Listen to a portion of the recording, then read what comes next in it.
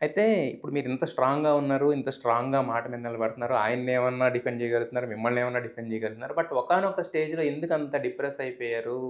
Madhuri suicide దాకెళ్ళిందని చెప్పి, car accident ఇయన్నీ ఎందుకొచ్చినాయి మరి? ఆ ఇంత సూసైడ్ అవేమి కాదు. డిప్రెషన్‌లో ఉన్నాను. కార్ డ్రైవ్ చేశాను. నేను సూసైడ్ చేసుకున్నంత వీక్ ఏమి కాదు.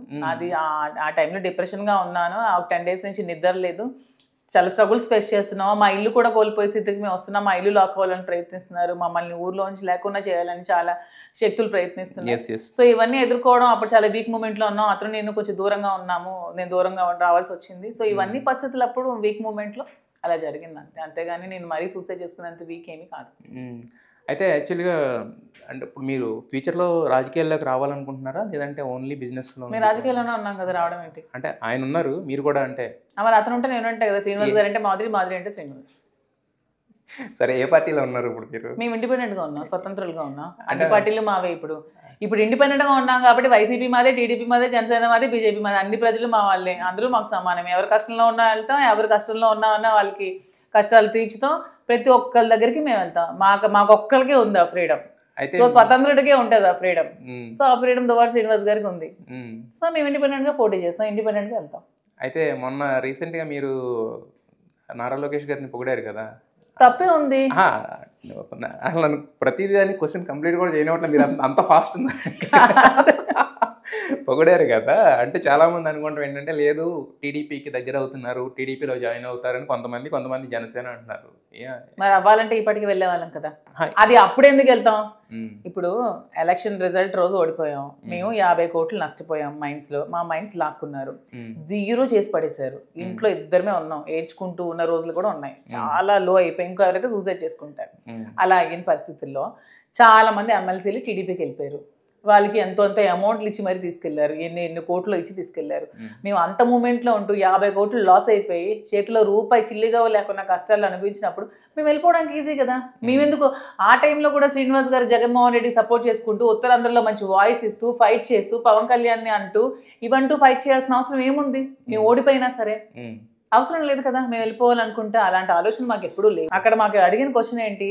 లోకేష్ గారు సీఎం అయితే బాగుంటుందా? పవన్ కళ్యాణ్ సీఎం అయితే బాగుంటుందా? ఇప్పుడున్న పరిస్థితుల్లో అంటే ఈ టెండర్లో ఈ 5 ఇయర్స్‌లో చంద్రబాబు నాయుడు కాకుండా లోకేష్ గారు చంద్రబాబు నాయుడు ఇవ్వాలనుకుంటే చంద్రబాబు అయితే బాగుంటుందా? పవన్ కళ్యాణ్ అయితే బాగుంటుందా? అని క్వశ్చన్ అడిగింది అమ్మాయి యాంకర్. అడిగిన క్వశ్చన్‌కి మేము ఆన్సర్ లోకేష్ గారు అయితే బాగుంటుంది. లోకేష్ గారు పవన్ కళ్యాణ్ కు ఓట్ బ్యాంకింగ్ ఏముంది? ఈ ఓట్ బ్యాంకింగ్ అంతా టీడీపీ ఓట్ బ్యాంకింగ్ కదా!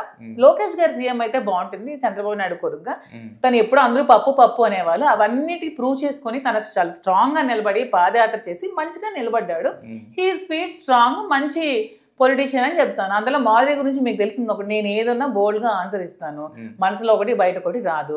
అక్కడ నటిస్తే నాకేమీ రాదు. నేను నటించేయగలను అందరిలాగా. పగల రాజకీయాలు రాత్రి రాజకీయాలు అందరిలా చేయాలంటే మేము చేయొచ్చు. పొద్దున్నేమో జగన్మోహన్ రెడ్డికి పొగిడి రాత్రి ఏమో వెళ్ళి చంద్రబాబు నాయుడు కలిసి బిజినెస్లు వ్యాపారాలు చేసుకోవడం కాదు.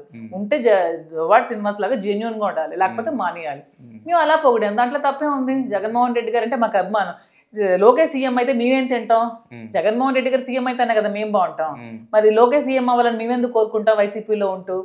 అది రాంగ్ గా పోర్ట్రేట్ చేశారు. ఆ బిట్టే కట్ చేసి మీమ్స్ వేసి ట్రాల్ చేసి దానికి మేమేం చేయలేం. ఆ ఇంటర్వ్యూ అంతా చూస్తే తెలుస్తుంది. మేము వైసీపీలో ఉంటూ లోకేష్ సీఎం అవ్వాలని మేము కోరుకుంటే మేము ఎలా గెలుస్తాం, మేము ఎలా అనుకుంటాం? చిన్న కామెంట్స్ అండ్ క్వశ్చన్ కదా. అది మేము పొగిడితే తప్పు. మిగతా వాళ్ళు పవన్ కళ్యాణ్తో మాట్లాడినా తప్పులేదు, పవన్ కళ్యాణ్ కౌగులించుకున్నా తప్పులేదు, అసెంబ్లీలో వాళ్ళు వెళ్ళి కలిసినా తప్పులేదు. ఇవన్నీ తప్పులేవా? మేము మాట్లాడితే తప్ప? ఇంత అనర్గళంగా ఎలా మాట్లాడగలుగుతున్నారండి మీరు? ఏ విషయం మీద అయినా కూడా ప్రతి విషయం ఏ విషయం అడిగినా కూడా అలా తడుముకోకుండా చెప్పగలుగుతున్నారు. ఎక్కడ అసలు అంటే ఒక్క మాట కూడా బెసకట్లేదు. తెలుగు పర్ఫెక్ట్గా మాట్లాడుతున్నారు. నేను Uttarandhra fire brand Duvvada Srinivas voice ఉన్న లీడర్కి భారీగా వెళ్ళాను. సో ఆ వాయిస్ కొంచెమైనా నాకు వస్తుంది కదా. పక్కన రోజు ట్రావెల్ చేస్తుంటే కొంచెమైనా నేర్చుకుంటాను కదా. అతని దగ్గర కొంచెం నేర్చుకుంటున్నాను. ఈ క్రెడిట్ కూడా మీరు తీసుకోవట్లేదు? అస్సలు తీసుకోను. ఈ క్రెడిట్ నాది కాదు. ఎందుకంటే నేను అతనితో ట్రావెల్ చేశాక, నేను పొలిటికల్గా ఎంట్రీ ఇచ్చాక, అతనితో ట్రావెల్ చేశాక నేను చాలా విషయాలు తెలుసుకొని చాలా జ్ఞానాన్ని పెంపొందించుకున్నాను. అప్పటి వరకు నాకు అసలు జీరో నాలెడ్జ్. ఏదో లైఫ్లో ఎంజాయ్మెంట్, తిరగడం, తినడం, హ్యాపీగా బిజినెస్ చేసుకోవడం ఇదే తెలుసు. నాకు ఈ లైఫ్ తెలియదు. ఇవన్నీ కూడా నేర్పించింది నాకు, ఈ లైఫ్ని ఎక్స్పీరియన్స్ చేసింది, కష్టాలను ఎలా ఒడిదుడుకులు తట్టుకోవాలని నేర్పించింది అన్నీ కూడా శ్రీనివాస్ గారు.